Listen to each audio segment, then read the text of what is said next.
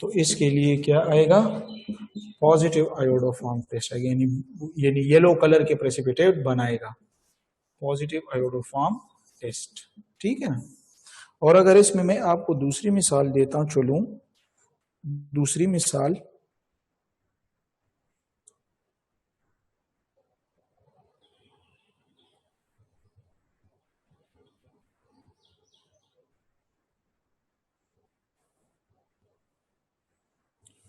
अगर मैं ये दूं,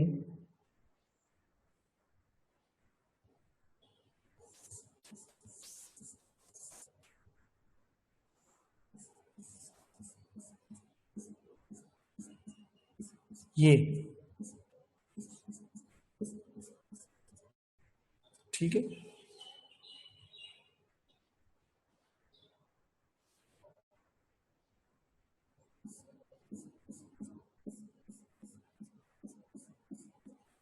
ठीक है। तो इसके लिए हमारे लिए क्या होगा, नेगेटिव आयोडोफॉर्म टेस्ट होगा। अच्छा, अल्कोहल में वजह क्या है, वजह ये है कि देखें जरा, अच्छा हुस्ना सुने अच्छा बात को, ये OH है ना, यहां पे भी OH है। अभी ये OH इस CH3 के जरिए किसके जरिए जुदा है, इनके दरमियान कौन है, CH2 है, यानी OH और अल्काइल के दरमियान एक CH2 हो तो फिर पॉजिटिव देगा। लेकिन अगर यहां पर मैं देखूं तो ये OH है और ये CH3 है, लेकिन इनके दरमियान कितने हैं, ये एक CH2 है और ये 2 है। ठीक है, तो इसके लिए क्या आएगा, नेगेटिव। तो इसके लिए शर्त यह है अल्कोहल के लिए कि OH हो, OH अल्काइल के साथ अटैच हो, लेकिन इसके दरमियान सिर्फ एक CH2 होना चाहिए, तो इसके लिए पॉजिटिव आएगा। ठीक है ना। तो ये ट्रिक आप अल्कोहल में याद रखें। लेकिन अगर इसमें 2 CH2 ये 3, यानी जितना चेन लेंथी होता जाएगा उतना वो फिर नेगेटिव आयोडोफॉर्म टेस्ट देगा। तो अल्डिहाइड और कीटोन पे भी आप समझ गए हैं एक्सेप्शनल केस, और अल्कोहल में भी समझ गए। तो ये आयोडोफॉर्म टेस्ट। तो मैं उम्मीद करता हूं कि इंशाल्लाह आप आयोडोफॉर्म टेस्ट पर अभी जो है तो समझ गई हूं। तो अभी जो है तो हम अपने जो है तो टॉपिक को आगे बढ़ाएंगे। टॉपिक में कल हमने कहां पे स्टॉप हो गए थे, कल हमने कर ली थी कार्बोक्सिलिक एसिड में बातें, और आज कार्बोक्सिलिक एसिड के रिएक्शन जो है तो वो पढ़ेंगे। और जब रिएक्शंस कार्बोक्सिलिक एसिड के पढ़ेंगे तो उनके रिएक्शंस तो बहुत ही आसान है।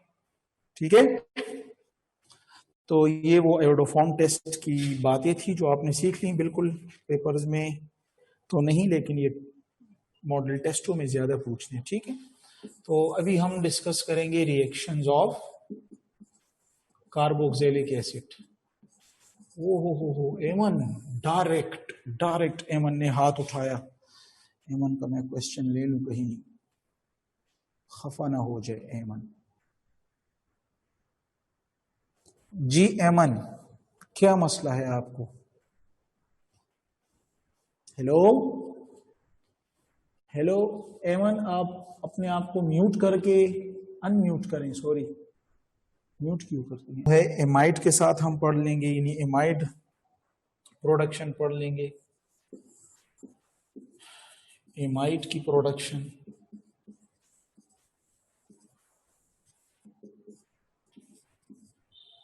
ठीक है, तो एमाइड जो है तो ये सबसे लीस्ट रिएक्टिव कार्बोक्सिलिक एसिड, एक ऑर्डर में आपको करवा दूंगा। ठीक है, आखिर में।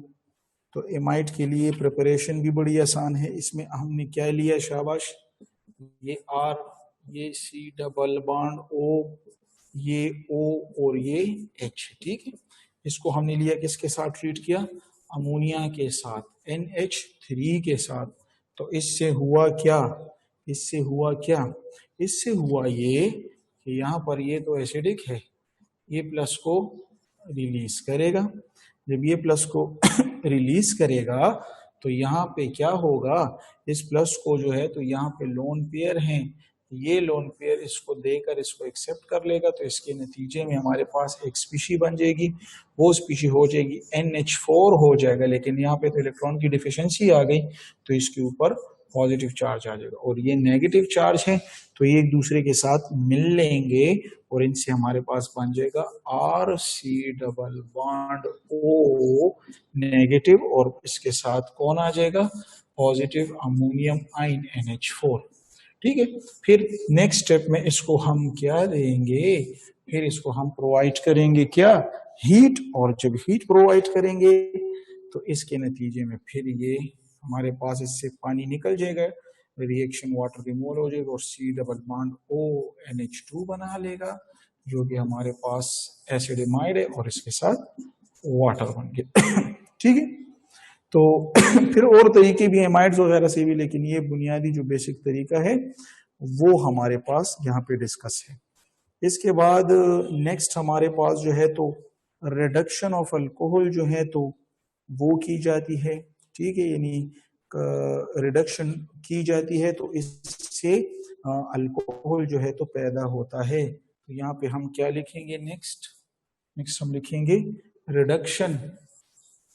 ये जरूरी है, ये भी ईटा में काफी आया है कि reduction of carboxylic acid into alcohol. मैं सारा दिन ठीक रहता हूं, लेकिन आपकी क्लास में आता हूं तो मुझे खांसी शुरू हो जाती है, पता नहीं क्यों। रिडक्शन टू अल्कोहल, तो reduction of carboxylic into alcohol जो है तो सिंपल हम क्या कह रहे हैं कि इसमें हम क्या यूज करेंगे, लिथियम एल्यूमिनियम हाइड्राइड को यूज करके, जो कि एक रिड्यूसिंग एजेंट है, और उससे हमारे पास अल्कोहल पैदा हो जाएगा। यानी अगर हम रिएक्शन करवाएं तो ये हमारे पास RC डबल बॉन्ड OH, ये हमारे पास क्या हो जाएगा, कार्बोक्सिलिक एसिड होगा, राइट। और उसकी हम जब रिडक्शन करवाएंगे तो हाइड्रोजन प्रोड्यूस करेगा हाइड्राइड की फॉर्म में, लिथियम एल्यूमिनियम हाइड्राइड है, ठीक है, बाकायदा बड़े बड़े मैकेनिज्म। तो इसके नतीजे में हमारे पास RCH2OH और साथ में पानी, ठीक है, तो ये हमारे पास अल्कोहल पैदा हो गया। तो इसको अभी मैकेनिज्म की जरूरत नहीं है, बस सिंपल ये एक MCQs के तौर पे अपने साथ इस हेडिंग को आप अंडरलाइन कर लें, और अंडरलाइन करने के साथ साथ आप ये लिख लें कि ये हमारे पास क्या हो रहे हैं, रिड्यूस हो रहे हैं अल्कोहल में, राइट। तो ये अल्कोहल में हमारे पास रिड्यूस हो रहे हैं। इसके बाद जो बहुत ही इंपॉर्टेंट क्वेश्चन है, जो बार बार MCQs और ईटा में रिपीट हो चुका है, वो ये है कि जब डीकार्बोक्सिलेशन रिएक्शन होती है तो फिर क्या होता है। तो यहां पर मैं लिखता हूं डी कार्बोक्सिलेशन रिएक्शन, ठीक है। याद रखें, फेडरल पता नहीं है, ये मेमन के साथ तो हाथ में फेडरल की बुक होगी, इसको फेडरल में होगा या नहीं, लेकिन यहाँ पे मेरे नोट किया, इसको डोमा रिएक्शन भी कहते हैं, ठीक है। फेडरल में अगर नहीं है तो हाथ उठाएं, उम्मे एमन। डीकार्बोक्सिलेशन अगर नहीं है फेडरल में तो हाथ उठाएं, और अगर है तो हाथ ना उठाएं, ठीक है। इसका मतलब है कि ये फेडरल की बुक में है, डोमा रिएक्शन इसको कहते हैं, ठीक है। तो अभी क्या होगा, इसमें हम इस तरह करते हैं कि इस डीकार्बोक्सिलेशन रिएक्शन में कार्बोक्सिलिक एसिड के इस तरह होते, इसमें हम सोडा लाइम यूज करते हैं, ठीक है। और इसके बाद जो है तो अल्केन हमारे साथ प्रोड्यूस होगा। MCQs इसमें इस तरह कुछ है, आप देखें यहां पर आप लें R, शाबाश, सोडियम कार्बोक्सिलेट, इसका साल्ट लें, यानी R C double bond ONA, यानी सोडियम साल्ट इसका लें, कार्बोक्सिलेट का, कार्बोक्सिलेट, और इसके साथ आप डाल लें, शाबाश, सोडा लाइम डाल लें। तो अभी सोडा लाइम, तो ये अक्सर MCQs में आया है कि सोडा लाइम किस चीज का मिक्सचर है, तो ये है NaOH प्लस CaO, यानी क्विक लाइम, यानी कैल्शियम ऑक्साइड और सोडियम हाइड्रोक्साइड के मिक्सचर को सोडा लाइम कहते हैं। तो ये जब इसमें पैदा रिएक्ट करेगा तो इससे हमारे पास जो कंपाउंड आएगा, यानी जो प्रोडक्ट आएंगे, तो वो हमारे पास होंगे RH, और R यानी अल्काइल के साथ हाइड्रोजन आते हैं तो इसको नॉर्मली हम अल्केन कहते हैं, और प्लस हमारे पास Na2CO3, बहुत इंपॉर्टेंट रिएक्शन, ठीक है, ये आपको लिए जरूरी है। इसके अलावा जो है तो रिएक्शंस हैं कार्बोक्सिलिक एसिड के डेरिवेटिव्स की। तो यहाँ पे है reaction of carboxylic acid derivative.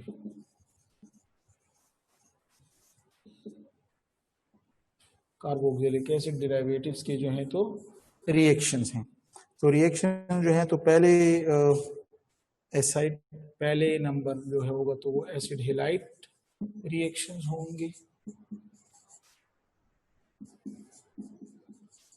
Reaction of acid halide, ठीक है।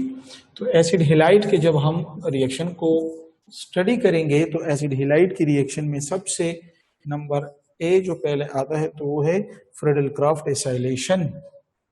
फ्रीडल-क्राफ्ट एसाइलेशन, तो ये इसकी पहली रिएक्शन है। फ्रीडल-क्राफ्ट एसाइलेशन तो आप जानते हैं कि इसमें हमारे पास क्या होता है, इसमें यहाँ पे बेंजीन लेते हैं, ठीक है, H इसके साथ होता है, और यहाँ पे एसिड हैलाइड लेते हैं RC+1OX, यानी ये एसिड हैलाइड हो गया, और LCl3 की मौजूदगी में, ठीक है, जो हेलोजन को कुछ वक्त के लिए अपने साथ रखता है, ये इसका फंक्शन है।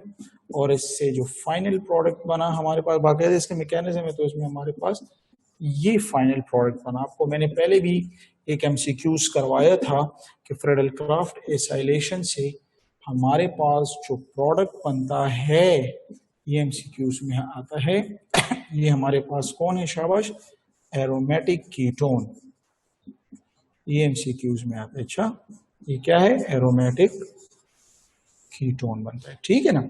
तो ये जरूरी है कि आप इन बातों को समझें, आसान है, बार बार हुए हैं। अभी रिएक्शन दूसरे जो हैं तो reaction of acid anhydride, reaction of acid anhydride. तो एनहाइड्राइड के जो रिएक्शंस हैं तो उनको भी समझते हैं। एसिड एनहाइड्राइड में जो पहले है तो वो हाइड्रोलाइसिस रिएक्शन है, बहुत जरूरी है, हाइड्रोलाइसिस रिएक्शन करता है। और हाइड्रोलाइसिस रिएक्शन जो करेगा तो इसका जो प्रोडक्ट होगा वो एसिटिक एसिड होगा, ठीक है। एसिड एनहाइड्राइड क्या करेगा, हाइड्रोलाइसिस करेगा पानी के साथ, तो इसका जो प्रोडक्ट होगा वो क्या होगा, कार्बोक्सिलिक एसिड।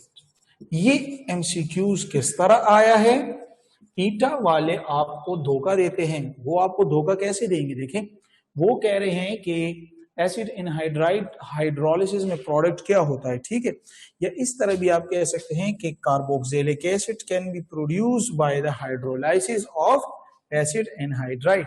ये भी आपके अल्फाजों का चुनाव हो सकता है। तो इस तरह तो जब आप ईटा में टेस्ट में होंगे तो वो ये छोटी छोटी बातें आपको इतनी बड़ी लगती है कि हमें ये इसका क्या मतलब है, तो ये उस वक्त आपको याद होने चाहिए। इस तरह रिएक्शन ऑफ ईस्टर की अगर हम देखें, रिएक्शन ऑफ ईस्टर्स के अगर हम देखें तो ईस्टर के रिएक्शन में आप, अभी ईस्टर भी हमारे साथ एक क्या है, क्या करते हैं, इसकी जो रिएक्शन है तो ये भी हाइड्रोलाइसिस करेगा ना, इसकी भी हाइड्रोलाइसिस होगी, इसकी भी हाइड्रोलाइसिस होगी, और जब इसकी हाइड्रोलाइसिस होती है तो ये ईटा में आते हैं। तो इसको क्या कहते हैं, कॉल्ड, क्या कहते हैं, सेफोनिफिकेशन, इसको सेफोनिफिकेशन कहते हैं, ठीक है, सेफोनिफिकेशन, और सोप बनता है, ठीक है। तो इसमें नॉर्मली जो हमारा रिएक्शन है वो क्या होगा, वो लेट्स से ये हमारे पास ईस्टर हो गया, यहाँ पर मैं इथाइल ले लूंगा, ठीक है, और हमने ट्रीट किया इसको किसके साथ, NaOH के साथ, यानी अल्कली, यानी पानी भी इसमें मौजूद था, अच्छा पानी की मौजूद, और हीट किया तो हमारे पास जो प्रोडक्ट आ गई है तो वो है CH3COONA प्लस C2H5OH। तो ये ईटा में आ सकते हैं कि ये तो हमारे पास सोप आ गया है, जबकि ये हमारे पास अल्कोहल, तो बाय प्रोडक्ट इसमें अल्कोहल आते हैं। ये रिएक्शन अपने साथ याद रखें। नेक्स्ट जो है तो रिडक्शन कराते हैं, ठीक है। रिडक्शन ऑफ ईस्टर जो है तो आपको पता है ये एमसीक्यूज में बहुत फिर आया है, मैं फिर दोबारा करवाता हूँ ये MCQs. Reduction of Easter, reduction of Easter, reduction of Easter, reduction of Easter ये क्या है, ये ईस्टर है, फार्मूला नहीं लिखता, और यहाँ पर आपने लिथियम एल्यूमिनियम हाइड्राइड को यूज किया, तो इसके जो प्रोडक्ट होंगे तो वो हमारे पास क्या होंगे, अल्कोहल प्लस अल्कोहल। ये ट्रिक था, कभी कभी एक ये ट्रिक आ जाता है, कभी कभी ये ट्रिक आ जाता है कि अल्कोहल एक C2H5OH और CH3OH, कभी ये आता है, कभी ये आ जाता है कि इथानॉल प्लस मीथानॉल, ठीक है ना। तो इस तरह के ये ट्रिक आ जाते हैं, ये सारे एमसीक्यूज के लिए जरूरी हैं कि रिडक्शन ऑफ ईस्टर जब करते हैं तो 2 मॉलिक्यूल ऑफ अल्कोहल, कभी कभी आ जाता है कि वुड स्पिरिट या ग्रेन स्पिरिट, कभी कभी इथेनॉल मीथेनॉल, कभी नाम और कभी फॉर्मूले, तो इस तरह ये आपको धोखा देंगे। बाकी जो है तो थर्ड नंबर इस पे जो है तो ईस्टर हमारे साथ किसके साथ है, प्लस ग्रिग्नार्ड रिएजेंट के साथ, तो वो तो आपको पता है कि इसमें हमारे ये क्या प्रोड्यूस करते हैं, शाबाश, ये हमें अल्कोहल प्रोड्यूस करते हैं या नहीं।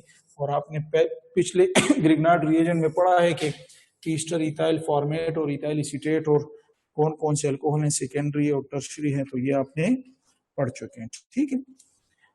फिर नेक्स्ट चौथा जो है इसमें तो वो है reaction of amides, reaction of amides. तो एमाइड्स के जो हैं तो वो रिएक्शन, तो फिर वही बात, हाइड्रोलाइसिस इसका रिएक्शन होगा, हाइड्रोलाइसिस रिएक्शन इसका होगा, और हाइड्रोलाइसिस रिएक्शन में ये हमारे पास एसिडिक एसिड और अमोनिया बनाते हैं। ये देखिए एमाइड प्लस वाटर, ये एमसीक्यूज है। तो इससे हमारे पास क्या बनता है, शाबाश, इससे हमारे पास कार्बोक्सिलिक एसिड प्लस अमोनिया, ये एमसीक्यूज है। जरूर है कि आप हाइड्रोलाइसिस हर एक, यानी पहले को छोड़ के ना बाकी जितने भी डेरिवेटिव वो सारे हाइड्रोलाइसिस करते हैं, और हर एक हाइड्रोलाइसिस का प्रोडक्ट आपको पता होना चाहिए, तो कार्बोक्सिलिक एसिड देगा और इसके साथ एडिशनल अमोनिया देगा, ठीक है। और इसकी जो है तो रिडक्शन जब करवाते तो ये हमें अमीन देता है। दूसरा इंपॉर्टेंट, जब रिडक्शन करवाते हैं, हाइड्रोलाइसिस नहीं, रिडक्शन करवाते हैं, ये देखिए एमाइड की रिडक्शन किसके साथ होगी, लिथियम एल्यूमिनियम हाइड्राइड के साथ, तो फिर इसके प्रोडक्ट कौन से होंगे हमारे पास, शाबाश, अमीन प्लस वाटर। तो ये भी ईटा के लिए एक बहुत इंपॉर्टेंट एमसीक्यूज है, सिर्फ प्रोडक्ट सीखे ये याद रखें कि किस रिएजेंट से करवाते हैं रिडक्शन, और फाइनल प्रोडक्ट जो है एमाइड के रिडक्शन प्रोडक्ट क्या है, हाइड्रोलाइसिस प्रोडक्ट क्या है, ठीक है। तो ये आपके लिए जरूरी है। और एंड में जो है तो अभी इसमें मैं एक और आपको एमसीक्यूज करवाता चलूं, और वो एमसीक्यूज ये है कि अगर हमने जो पढ़े हैं रिएक्टिविटी ऑर्डर, रिएक्टिविटी ऑर्डर ये आता है ऑफ कार्बोक्सिलिक एसिड डेरिवेटिव्स, ठीक है। तो ये क्या है, तो इसके लिए सबसे पहले याद रखें कि एसिड हेलाइड हेलोजन है, मोर पोलर है तो रिएक्टिव है। फिर इसके बाद एसिड एनहाइड्राइड है, ठीक है, और इसमें ईस्टर थर्ड नंबर पर आ रहा है, और लास्ट में एमाइड किया, ठीक है ना। तो हमारे पास ये जो है तो इनकी क्या आ गए, शाबाश, इनकी डेरिवेटिव्स और उनके डेरिवेटिव्स के जो है तो ऑर्डर हमने पढ़ लिया, ठीक है ना। जब इनका ऑर्डर भी पढ़ लें तो बस फिर इसमें तो यही बुनियादी हमारे पास क्या चीज थी, यही हमारे पास इनकी रिएक्शन थी। इनके अलावा अगर एक रिएक्शन आधा आप देखते हैं तो वो हमारे पास किस चीज का होगा, शाबाश, वो हमारे पास होगा अल्काइल नाइट्राइल्स का, साइनाइड का, ठीक है। तो ये जो है तो ये कह रहे हैं कि ये भी डेरिवेटिव है कार्बोक्सिलिक एसिड का, it does not contain carbonyl, यानी इसमें कार्बोनाइल नहीं होता, but it gives carboxylic acid on hydrolysis. ठीक है, तो एमसीक्यूज कि RCN also consider as derivatives of carboxylic acid। ठीक है, because on hydrolysis it gives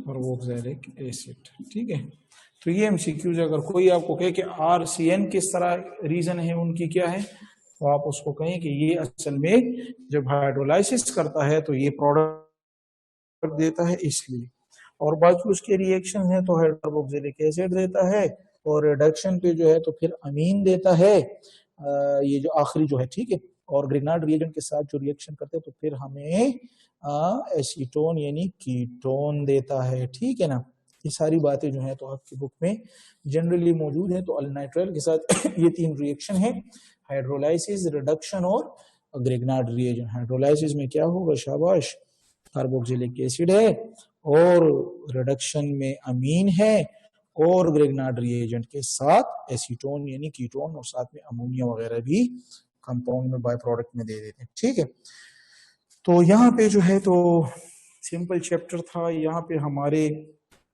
chapter number जो ऑर्गेनिक है तो वो खत्म हुई चाहती है।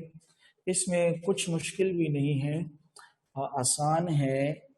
आपको जो पहले दो चैप्टर हैं वो बहुत इम्पोर्टेंट है, फिर इस तरह हर एक की रिएक्शन, और फिर इसके बाद अल्डिहाइड कीटोन बड़ा जरूरी है, कार्बोक्सिलिक एसिड के ये जो चैप्टर में डेरिवेटिव है उनके हर एक रिएक्शन, डेरिवेटिव में हाइड्रोलाइसिस प्रोडक्ट, रिडक्शन प्रोडक्ट्स, ये चीजें जरूरी हैं। ठीक है, जरूरी नहीं कि आप बैठ के मैकेनिज्म्स को देखें, ये रिएक्टिविटी ऑर्डर तो इंशाल्लाह उम्मीद करते हैं। और अभी हम मंडे से फिर इनऑर्गेनिक केमिस्ट्री को स्टार्ट करेंगे।